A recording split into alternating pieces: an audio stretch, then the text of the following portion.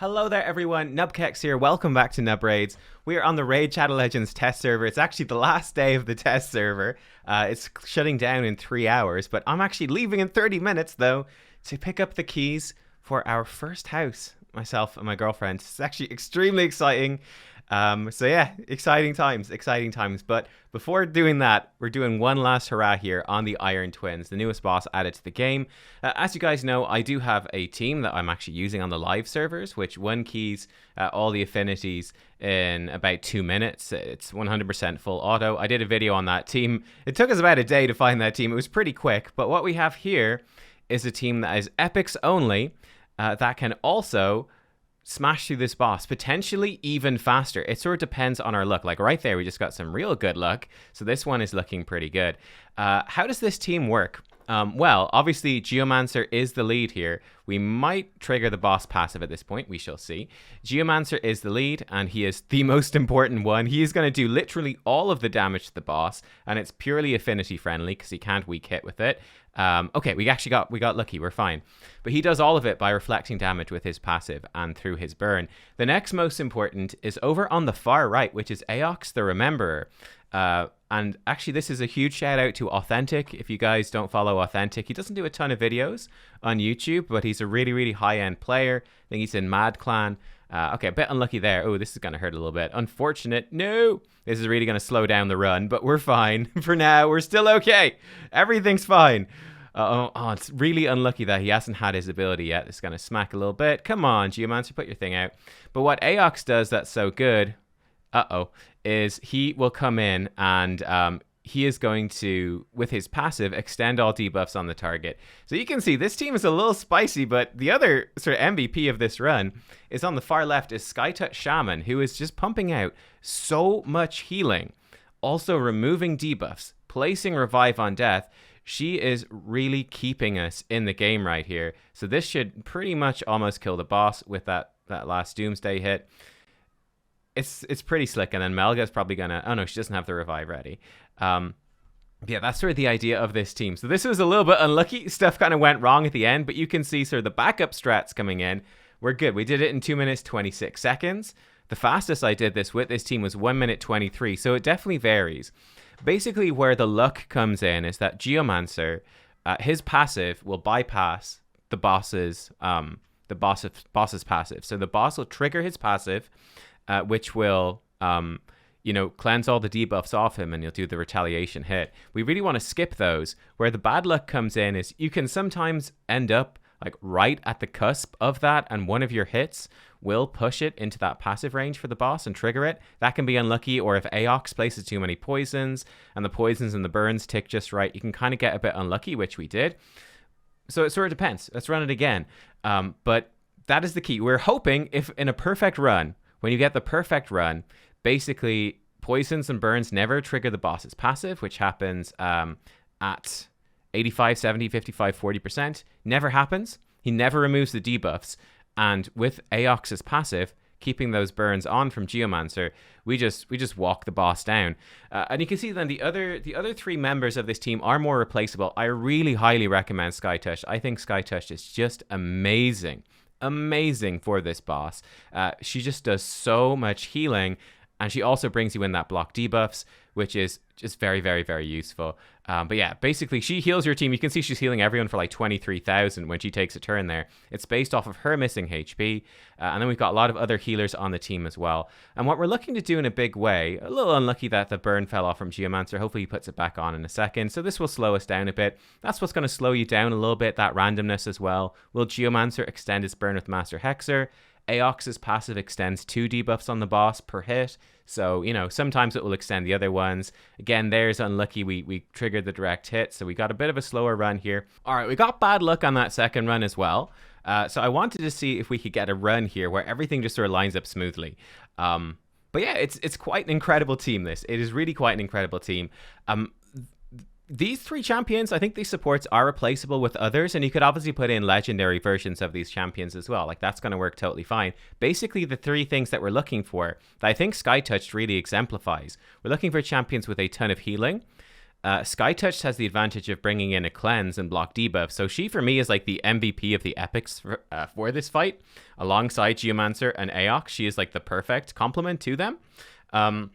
Then Melga and Rector, again, both bring us lots of healing. I do think that Melga is better because she brings 2 buffs at the same time, so that's going to push the boss's turn meter even faster. We got unlucky here again. That feels bad.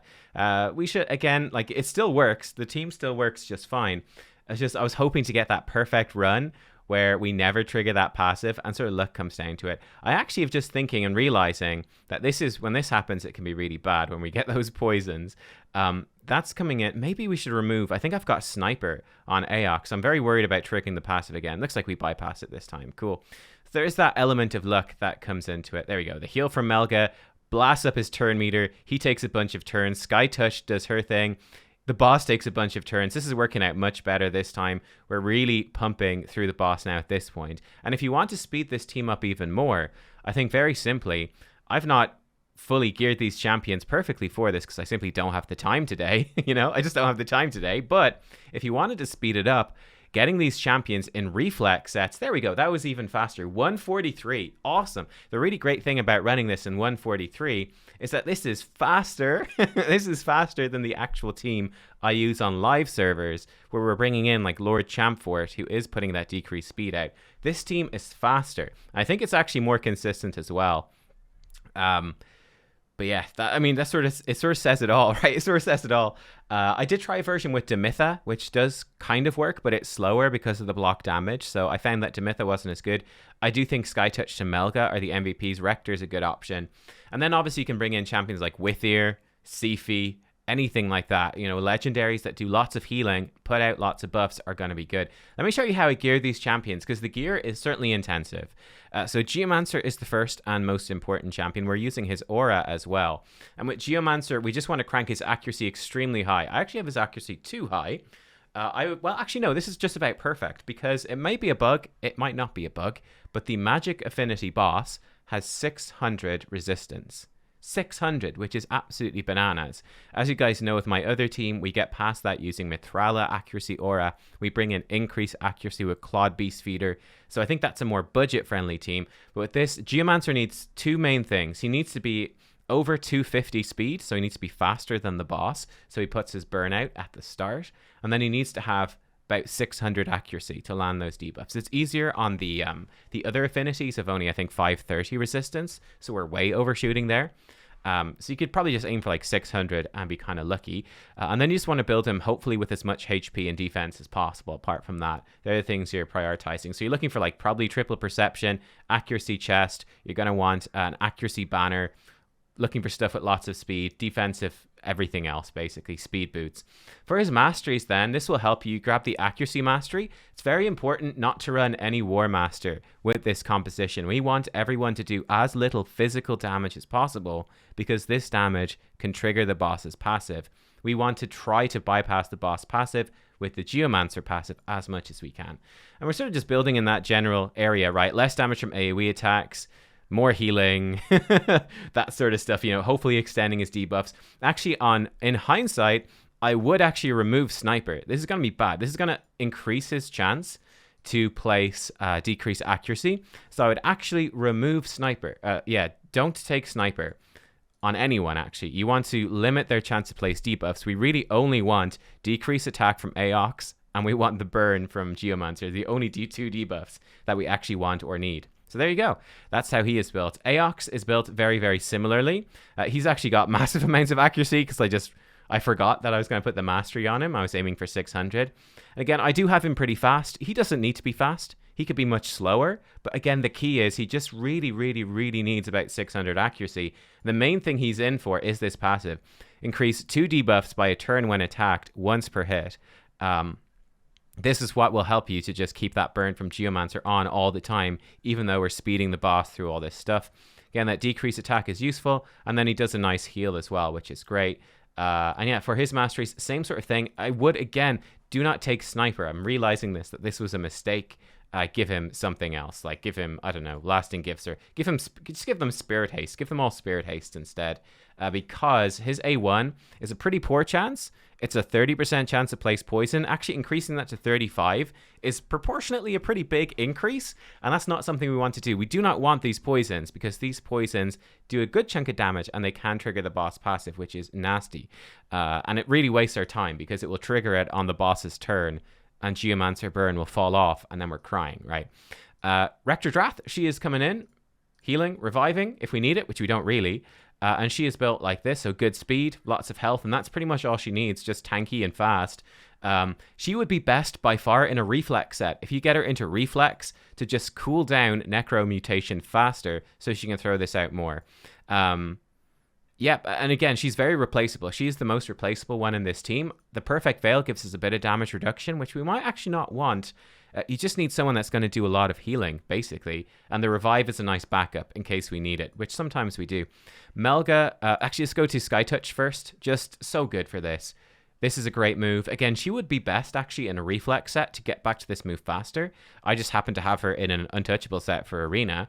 But Reflex would speed this up and make it more consistent. Her passive is just what's nuts. It does so much healing for your team.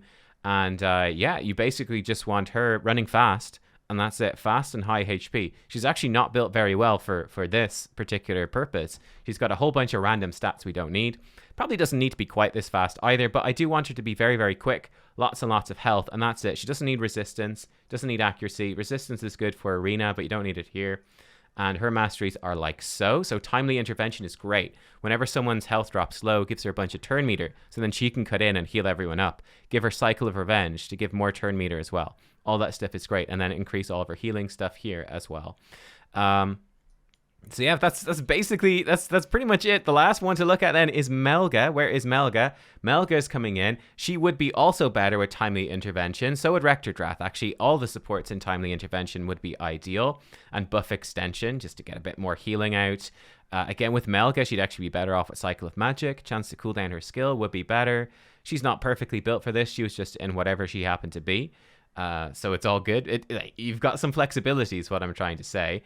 And you want her to come in and just really spam this shield move as much as possible. Puts out 2 buffs, which is great, and just speeds everything up, which is exactly what we want. Her A1's not bad either. She'll remove some random debuffs, so it makes it a bit faster. And she does bring in a really weak revive, but she does have a revive. So I guess the final thing to point out is the skill priority. What I used, yeah, refill the keys, sure. The skill priority for this team is going to be Geomancer, always prioritize his burn, and skip Creeping Petrify. He would also be better with a reflex set, but I think it's just going to be hard to get like 250, 260 speed and 600 accuracy in a reflex set. If you can do it, then it's the ideal thing. With Aox like this, though I think this is what he does by default anyway.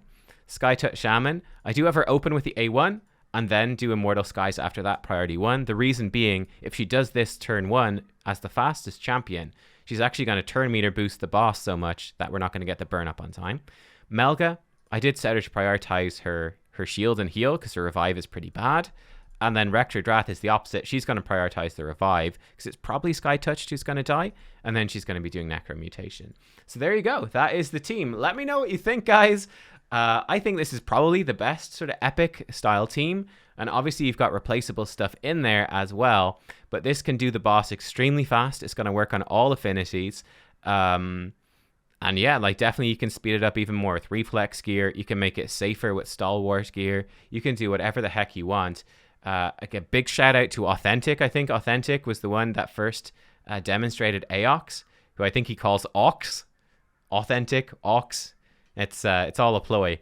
But yeah, because he extends debuffs on this passive, it's super strong. Bit of randomness to it, and bit of randomness to the say one, but it does work pretty well. And there you go. That is the team. Epic only, smashes through, really consistent, really powerful.